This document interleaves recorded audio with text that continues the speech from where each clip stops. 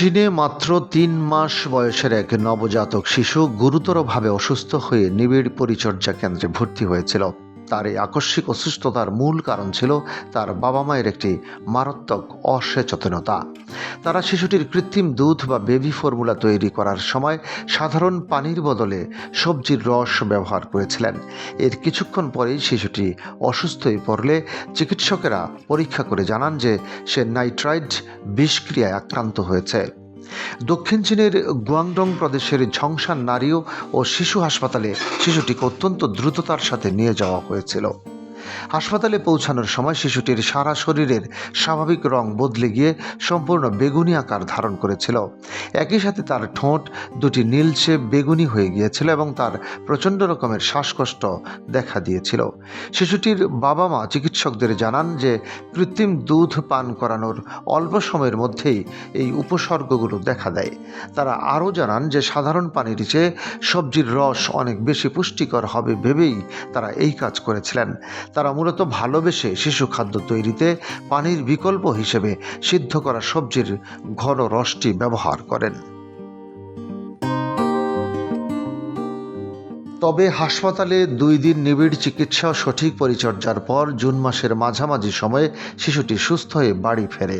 চিকিৎসকদের মতে সবজি অনেক দীর্ঘ সময় ধরে সিদ্ধ করলে যে তরল তৈরি হয় তাতে প্রচুর পরিমাণে নাইট্রাইট জমা হতে পারে, আর সেই ক্ষতিকর উপাদান মিশ্রিত রস দিয়ে শিশু খাদ্য তৈরি করলে তা নবজাতক বা অল্প বয়সী শিশুদের জন্য মারাত্মক রূপ নেয়। বিশেষজ্ঞরা জানান যে 3 মাস বয়সী একটি ছোট শিশুর পরিপাকতন্ত্র এবং কিডনি বা রেচনতন্ত্র পুরোপুরি বিকশিত হয় না। এর ফলে ওই ছোট্ট কোমল শরীরটি অতিরিক্ত মাত্রার ক্ষতিকর নাইট্রেট বা নাইট্রাইটের তীব্র চাপ সামলাতে পারে না।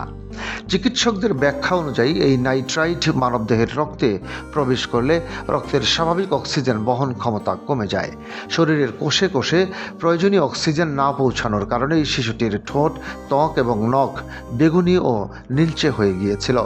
এই অনাকাঙ্ক্ষিত ও ভয়ানক ঘটনার পর চিকিৎসকেরা সকল অভিভাবককে অত্যন্ত জরুরি ও বিশেষ কিছু পরামর্শ দিয়েছেন।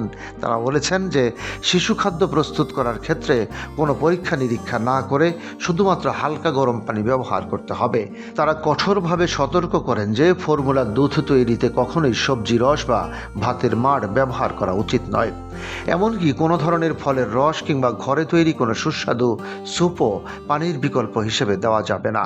এছাড়া চীনের গুয়াংসি অঞ্চলের নাননিং 1 নম্বর পিপলস হাসপাতালের একজন অভিজ্ঞ শিশু বিশেষজ্ঞ কাউচি সতর্কবার্তা দিয়েছেন। তিনি সকল স্তরের অভিভাবকদের এই বিপজ্জনক নাইট্রাইট বিষক্রিয়ার লক্ষণগুলো সম্পর্কে সবসময় সচেতন ও সতর্ক থাকার আহ্বান জানান।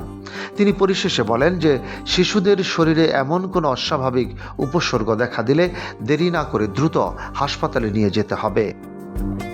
ডেস্ক রিপোর্ট, বাংলাবাজার পত্রিকা।